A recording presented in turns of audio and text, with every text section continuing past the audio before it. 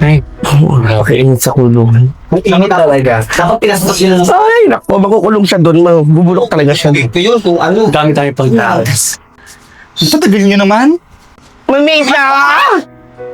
Oh, Marco, Apo, ano pa nangyari sa inyo? Eh na nga po, mamita. Kasi po, dinukot po kami ni Ethan. Tas, ayun, tinulungan po kami ni King na makatakas. King, sino naman tong King na to? Hindi, ganito po kasi yung nangyari. Matagal na rin po akong dinukot ni Pepita. Tapos, nakita ko po sila ni Ethan tsaka ni si Marco. Tinulungan ko po sila. Nung mawala po si Pepita dun, tsumempo po ako na itakas po yung dalawa. Sumama na rin po ako kasi matagal na rin po kasi akong pinagmamalupitan at sinasaktan ni Pepita. Kaya po, sumama na rin po ako kila Marco. Oh my God, ganun pala ang nangyari. Pero huwag kayo mag-alala, mamita. Na-report na namin sa pulis yan. Okay na. Ay nako, dapat bago niyo yung report sa polis yung pinabugbog niyo muna sa akin. Bugbog sarado talaga yun.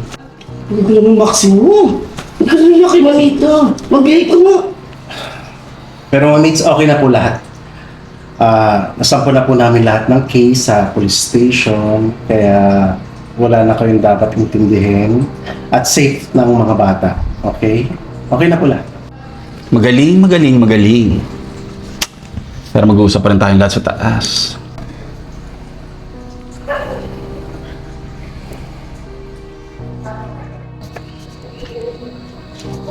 Ano bang nangyari sa inyo? Nangyayaring ano, Mamita? Sa inyong dalawa ni Effie? Hay nako, Mamita. Simulat sa pool pa lang, matindi ng galit sa akin neto, si Manang. Dahil yan kay Kaloy. Pwede ba, Maxi? Wala akong pakialam sa inyong dalawa. Ano kung wala? Kaya nga, di ba, binuro mo yung sarili mo sa bahay at nagpakamanang ka ng mahabang panahon dahil lang sa inuman? Sa dare? Sinumpa mo kami ni Kaloy? Di ba? Dahil malandi ka.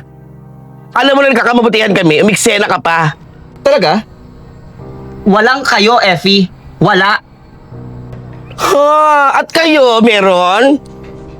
Alam mo, yung nakita mo sa amin ni Kaloy na magkasama at nakahiga sa kalsada, inaawat lang niya ako noon dahil sinugod ko si Baklang Paula. Makitid ang utak.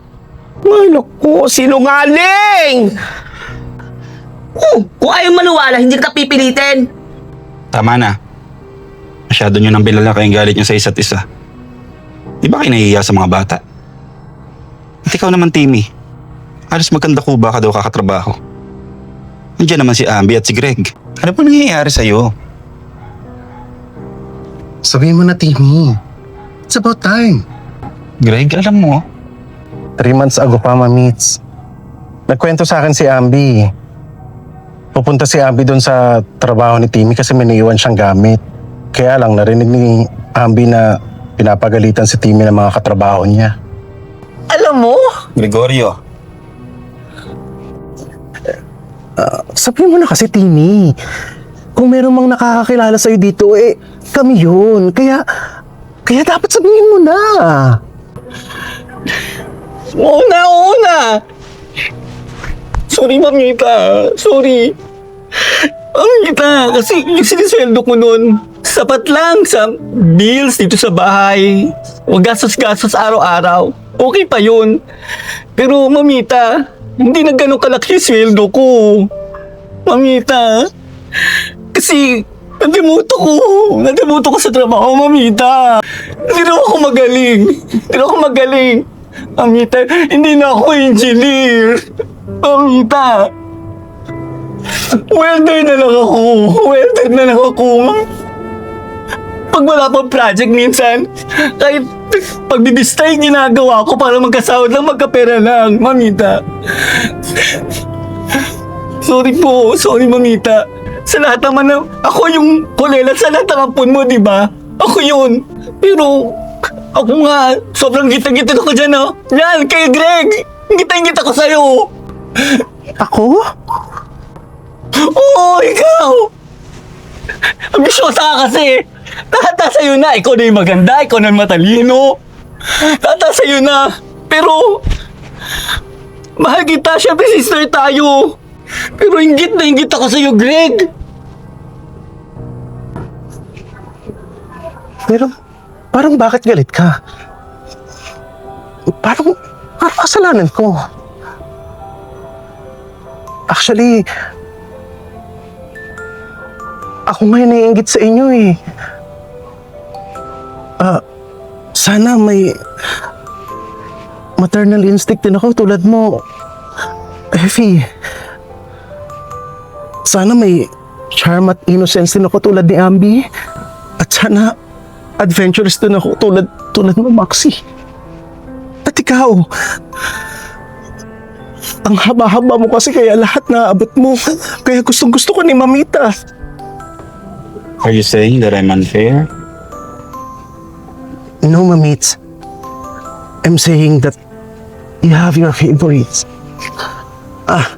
Naalala mo nung elementary ako.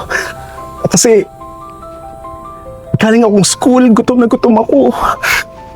Tapos kakainin ko na sana yung food sa table. Tapos pinigilan mo ako kasi dapat unang kakain si Timmy. Kasi sabi mo, malaki siya, kaya malaki yung bulat sa tiyan niya.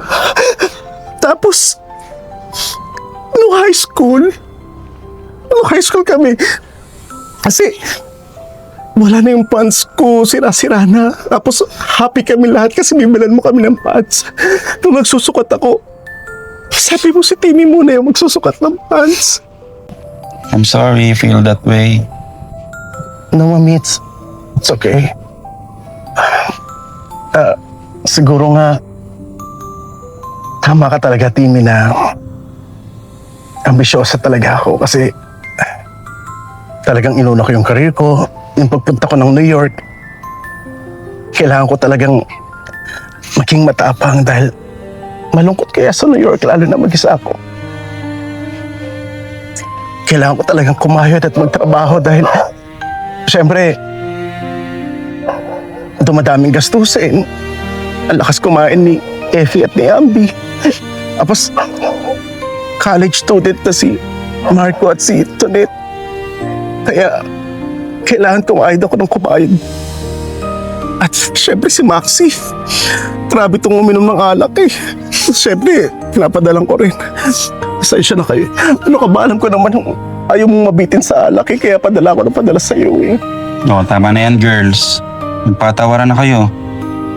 Saya kaya pag walang galit sa puso. Sorry.